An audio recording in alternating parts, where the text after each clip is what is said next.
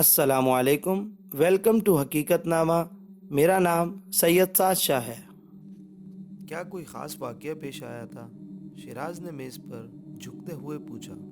جی ہاں، کیا؟ ایک روز میں گھر واپس آیا تو میں نے اپنی میز پر ایک کاغذ رکھا ہوا دیکھا۔ کاغذ پر سیاہی سے بھنورے کی ایک تصویر بنی ہوئی تھی۔ مسٹر محمود، بالکل ویسی ہی تصویر جیسی اس روز آپ کے کمرے میں تھی۔ آپ کی میز پر وہ تصویر کیسے پہنچی؟ یہی حیرت مجھے تھی۔ میں نے ملازموں کو بلا کر پوچھا گا کہ میری عدم موجودگی میں کوئی آیا تھا۔ سب نے بتایا کہ اس روز کوئی نہیں آیا۔ بہرحال وہ تصویر دیکھ کر مجھ پر عجیب اثر ہوا۔ یکایک مجھے 18 سال پیشتر کے وہ تمام خونی واقعات یاد آ گئے۔ چند لمحوں کے لیے ایسا محسوس ہونے لگا کہ وہی شیطانی قوت میرے اعصاب اور حواس پر چھا گئی ہے، اور یہ اثر اس وقت تک رہا جب تک میں نے وہ تصویر جلا نہیں دی۔ اس روز مجھے یقین ہو گیا کہ کچھ نہ کچھ حادثہ ضرور پیش آنے والا ہے۔ کبیر بیگ سانس لینے کے لیے رکا تو شیراز نے پوچھا، بس یا اس کے بعد بھی کوئی واقعہ پیش آیا؟ اس کے ایک ہفتے بعد پھر ایک روز جب میں گھر واپس آیا تو میری میز پر ویسی ہی بھنورے کی تصویر رکھی تھی۔ اس بار مجھ پر وہی کیفیت طاری ہوئی۔ اس کے بعد ابھی 4 روز پہلے پھر وہی بھنورے کی تصویر مجھے اپنے دفتر کی میز پر رکھی ہوئی ملی۔ 3 بار یہ تصویر ملنے کے بعد پرسوں رات کو میں دیر سے گھر واپس آیا اور اپنا بیگ لائبریری روم میں رکھنے جا رہا تھا کہ دروازہ کھولتے ہی میں نے دیکھا ایک شخص وہاں پہلے سے موجود تھا۔ اس کو دیکھتے ہی میرے دل کو دھچکا سا لگا، کیونکہ وہ شخص قدیم مصری لباس میں ملبوس تھا۔ اگرچہ صورت شکل سے وہ مقامی ہی معلوم ہوتا تھا۔ وہ شخص الماری کے پاس کھڑا تھا۔ الماری کے اوپر والی دراز میں میرا ریوالور اور شمیمہ کے خطوط ایک پیکٹ کی شکل میں بندھے رکھے تھے۔ جس وقت میں کمرے میں داخل ہوا، وہ شخص خطوط کا پیکٹ ایک ہاتھ میں اور پستول دوسرے ہاتھ میں لیے کھڑا تھا۔ مجھے دیکھ کر وہ ساکت رہ گیا۔ حیرت کی بات یہ تھی کہ مجھ کو دیکھ کر اس نے نہ کسی قسم کے خوف کا اظہار کیا اور نہ بھاگنے کی کوشش کی۔ میں سمجھ گیا کہ کسی نہ کسی طرح اس شخص کا بھی ان گزشتہ واقعات سے کچھ تعلق ہے۔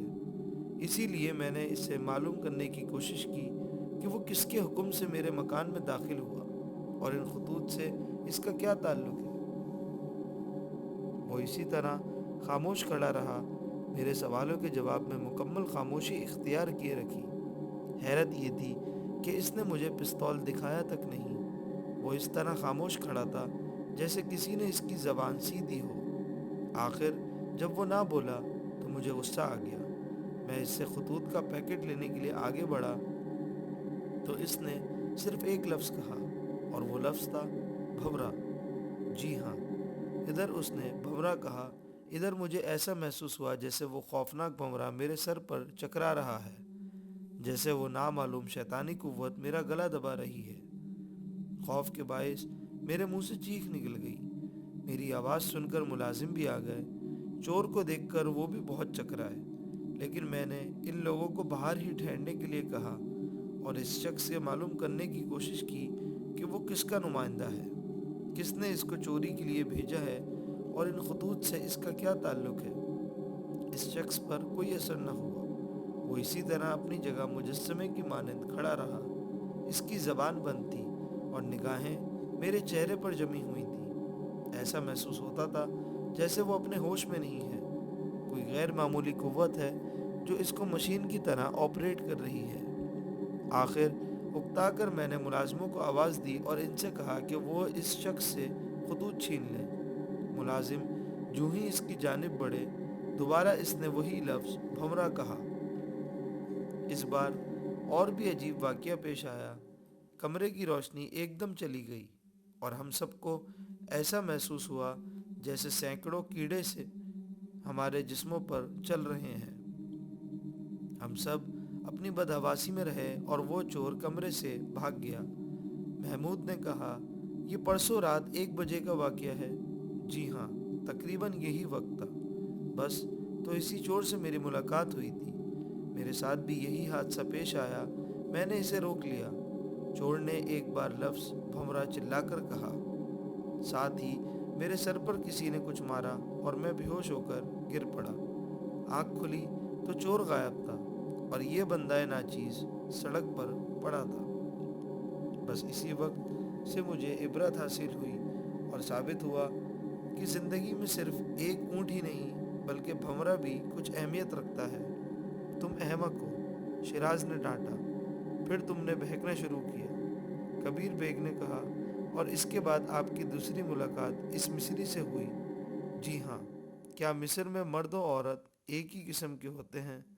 मेरा मतलब है, इनमें कोई फ़र्क महसूस नहीं होता। यही मुझे हैरत है कि वो औरत कौन है और क्यों मर्दों के भेष में फिरती रहती है। शिराज ने कहा, ये वही औरत है जो आपको वहाँ होटल में मिली थी। कबीर बेग ने हैरत से कहा, आपका मतलब है वही गाने वाली औरत? जी हाँ, लेकिन इसको तो मैं कत्ल कर आया था। और अगर ये मान भी लिया जाए कि ये वही औरत थी, तो 18 साल बाद इसको मेरे ताक़ुब में यहाँ आने की क्या ज़रूरत थी? ये कदीम मजहबी अकीदों पर यकीन रखने वाले एक तरह से सनकी होते हैं। एक बार इनके दिमाग में जो बात बैठ जाए वो निकलती नहीं। इस औरत को यकीन था कि तुमने मोहब्बत का जवाब मोहब्बत से देने के बजाय इसको कत्ल करने की कोशिश की और आखिर इसकी बहन या किसी दोस्त को कत्ल करके भाग गए। इसकी बहन को? मेरा ख्याल यही है कि असल में कत्ल इस औरत का नहीं हुआ था, बल्कि वो कोई दूसरी औरत थी, आइसिस की कोई और पुजारन। वो पहली औरत किसी काम से गई होगी, दूसरी औरत ने मौका गनीमत जानकर इससे फ़ायदा उठाना चाहा और आपके हाथों कत्ल हो गई। आप खुद कहते हैं कि मंदिर में इस वक्त अंधेरा था। आपने इसका चेहरा बगौर नहीं देखा, बल्कि आपका जहन भागने के प्रोग्राम में मसरूफ़ रहा। आपने इसको कत्ल कर दिया और वहाँ से भाग आए। इसलिए आप कैसे यकीन से कह सकते हैं कि जो औरत कत्ल हुई थी वही गाने वाली औरत थी या कोई दूसरी? कबीर बेग ने सर हिलाकर कहा, वाकई ये बात समझ में तो आती है। बस तो मामला बिल्कुल साफ है। वो औरत आपसे इंतकाम लेने आई है। वो समझ गई थी कि आपने इसके धोखे में दूसरी पुजारन को कत्ल किया था। आपने आइसिस की तौहीन की थी, इसके हुक्म की तौहीन की थी, आइसिस की एक बेटी को कत्ल किया था। वो औरत आपसे मोहब्बत करती थी, लेकिन इन वाक़यात ने इसको मजबूर कर दिया कि वो भी आपसे इंतकाम ले।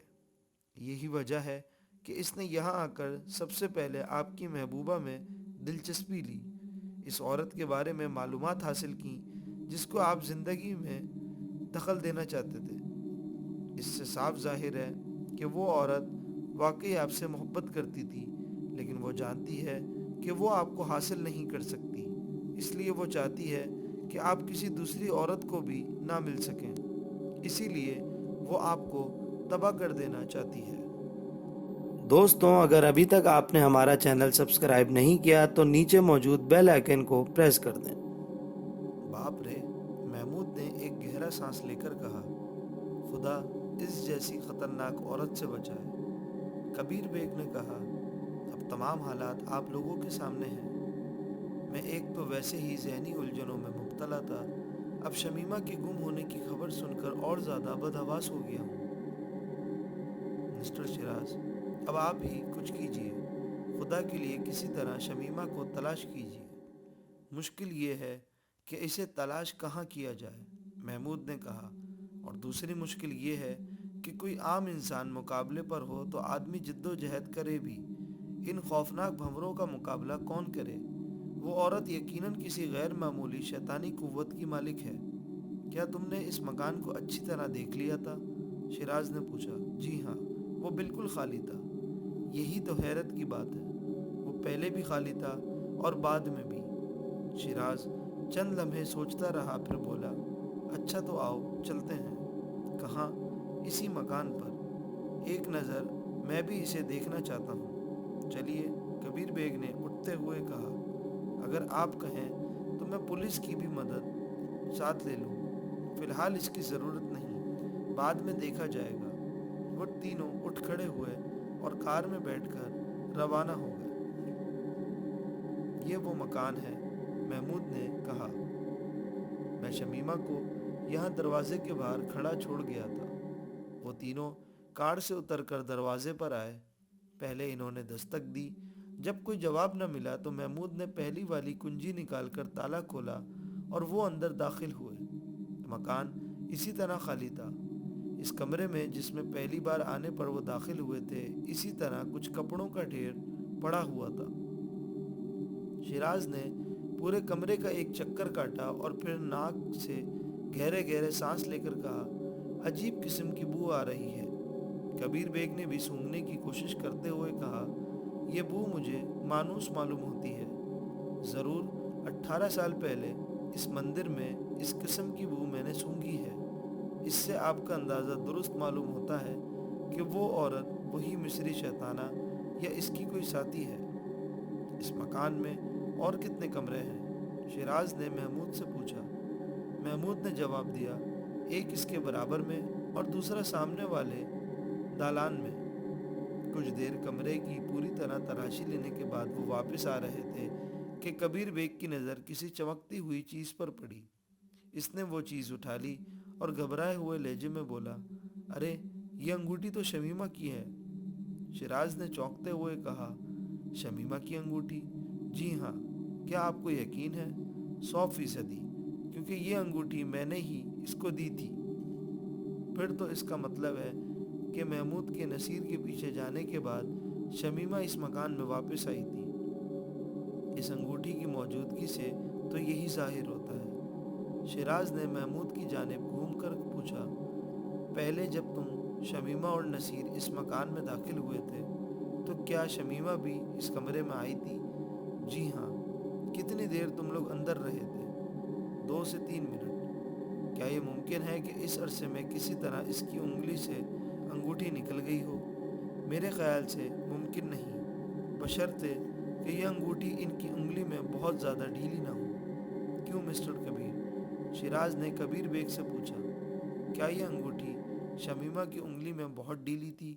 بالکل نہیں، بلکہ یہ انگوٹھی اس کی انگلی میں قدرے چھوٹی تھی۔ شیراز کوئی جواب دیے بغیر دوسرے کمرے میں چلا گیا۔ وہ دونوں بھی اس کے پیچھے پیچھے گئے۔ اس کمرے میں صرف ایک دری فرش پر پڑی تھی اور کچھ نہیں تھا۔ شیراز نے اندر داخل ہو کر ادھر ادھر دیکھا، پھر سارے کمرے کا ایک چکر کاٹا۔ کمرے کے کونے میں ایک جگہ اسے قدموں کی آواز کچھ عجیب سی محسوس ہوئی۔ وہ وہیں ٹھہر گیا اور محمود سے بولا، محمود میاں، کیا یہ ممکن نہیں کہ اس مکان میں کوئی جگہ ایسی ہو جس میں آدمی چھپ سکے؟ مجھے کیا پتا، محمود نے کہا، میرا مطلب ہے ایسی جگہ ہو سکتی ہے۔ ممکن ہے کہ آپ لوگوں کی آوازیں سن کر وہ شیطان یا شیطانہ کسی خفیہ تہہ خانے میں چھپ گئی ہو۔ پھر بعد میں جب شمیمہ تنہا کوئی آواز سن کر اندر آئی تو اس نے حملہ کر دیا ہو۔ کبیر بیگ نے بات کاٹ کر کہا، بظاہر تو اس مکان کی ساخت بتاتی ہے کہ اس مکان میں کوئی خفیہ تہہ خانہ وغیرہ نہیں ہونا چاہیے، پھر بھی کچھ نہ کچھ ضرور ہے۔ یہ کہہ کر شیراز نے دری کا کونا پکڑ کر ایک طرف سرکا دیا۔ اس کے قدموں کے عین نیچے تختے لگے ہوئے تھے، حالانکہ باقی سارا فرش سیمنٹ کا تھا۔ یہ کیا ہے؟ کبیر بیگ نے سہمے ہوئے لہجے میں کہا، کوئی خفیہ تہہ خانہ یا راستہ، جو کچھ بھی ہو۔ اس نے درز میں انگلی ڈال کر ایک تختے کو اوپر اٹھایا۔ نیچے باقی کوئی 1 گز گہرا گڑھا تھا۔ یہ تو واقعی کوئی خفیہ جگہ معلوم ہوتی ہے، کبیر بیگ نے سہم کر کہا۔ محمود نے بھی شیراز کی مدد کی۔ تھوڑی دیر میں ہی انہوں نے 2-3 تختے نکال دیے۔ اندر گڑھے میں اندھیرا تھا۔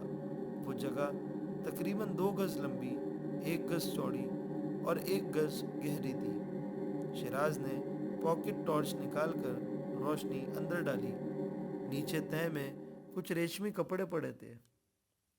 اس بار محمود نے گھٹے ہوئے لہجے میں کہا، ارے یہ تو شمیمہ کے کپڑے ہیں۔ شمیمہ کے کپڑے؟ کبیر بیگ نے چونک کر کہا اور فوراً اندر گڑھے میں اتر گیا۔ پھر کپڑے اٹھاتے ہوئے بولا، یہ تو صرف کپڑے ہیں، میں سمجھا تھا وہ کچھ کہتے کہتے خاموش ہو گیا۔ شیراز نے کہا، کیا آپ بھی ان کپڑوں کو پہچانتے ہیں؟ جی ہاں، یہ شمیمہ کے کپڑے ہیں۔ پھر شمیمہ کہاں گئی؟ یقیناً اس مکارہ نے شمیمہ کو قتل کر دیا ہے، کبیر بیگ نے رندے ہوئے لہجے میں کہا اور ٹارچ لے کر اندر دیکھنے لگا۔ پھر اٹھتے ہوئے بولا، کیسی عجیب بات ہے، یہاں تو کچھ بال بھی پڑے ہوئے ہیں۔ کیسے بال؟ لمبے لمبے بال ہیں، ایسا معلوم ہوتا ہے جیسے کسی عورت کے بال تراشے گئے ہوں، اور اگر میں غلطی نہیں کر رہا تو یہ بال بھی شمیمہ کے ہیں، کیونکہ ان بالوں سے اس تیل کی مخصوص خوشبو آ رہی ہے جو شمیمہ استعمال کرتی ہے۔ کپڑے اس وقت مسلے اور پھٹے ہوئے تھے، ایسا محسوس ہوتا تھا جیسے وہ کپڑے جسم سے زبردستی اتارے گئے ہوں۔ کبیر بیگ کا چہرہ پیلا پڑ چکا تھا۔ محمود نے بڑبڑا کر کہا، قتل؟ میرا خیال ہے یہ قتل نہیں ہے۔ شیراز نے سوچتے ہوئے کہا، کیوں؟ آپ کا یہ خیال کیوں ہے؟ اس لیے اگر قتل ہے تو لاش کہاں ہے؟ ممکن ہے لاش اس نے اسی طرح کہ کسی اور تہہ خانے میں چھپا دی ہو۔ نہیں، شیراز نے سر ہلا کر کہا، اگر یہ معاملہ محض قتل کا تھا تو قاتل کو اس کے کپڑے اتارنے اور بال کاٹنے کی کیا ضرورت تھی؟ میری سمجھ میں تو کچھ نہیں آتا۔ کبیر بیگ گڑھے سے باہر نکل کر نڈھال ہو کر زمین پر بیٹھ گیا۔ محمود نے کہا، اگر وہ عورت واقعی مسٹر کبیر سے انتقام لینا چاہتی ہے تو یقیناً مس شمیمہ کو دیکھ کر اس پر اور زیادہ دیوانگی طاری ہو گئی ہوگی۔ ممکن ہے اس نے مس شمیمہ کو قتل کرنے سے پیشتر ان کو تکلیف پہنچائی ہو۔ نہیں، شیراز نے سر ہلا کر کہا، یہ ناممکن ہے۔ کیوں؟ برخوردار، کبھی عقل سے بھی کام لیا کرو۔ تمہیں اس شخص نصیر کے تعاقب میں کتنا عرصہ لگا تھا؟ زیادہ سے زیادہ 10 سے 12 منٹ، یا ممکن ہے 15 منٹ۔ پھر تم خود ہی سوچو، اس مختصر عرصے میں کوئی کس طرح کسی کو قتل کر کے لاش چھپا سکتا یا فرار ہو سکتا ہے؟ تکلیف پہنچانے کے لیے اس سے بھی زیادہ عرصہ درکار تھا۔ ہاں، یہ بات سمجھ میں آتی ہے، کبیر بیگ نے کہا، لیکن سوال یہ ہے کہ پھر شمیمہ کہاں گئی؟ اور جب اس مکان میں کوئی نہیں تھا تو اس کے کپڑے یہاں کیسے آئے؟ اس مکان میں اس وقت کوئی ضرور تھا جب محمود اور شمیمہ یہاں آئے۔ ممکن ہے وہ اسی تہہ خانے میں چھپ گیا ہو۔ محمود نے کہا، میری رائے میں پہلے پورے مکان کی تلاشی لے لی جائے۔ ممکن ہے ایسا ہی کوئی اور تہہ خانہ کسی اور کمرے میں بھی ہو۔ آؤ دیکھ لیتے ہیں۔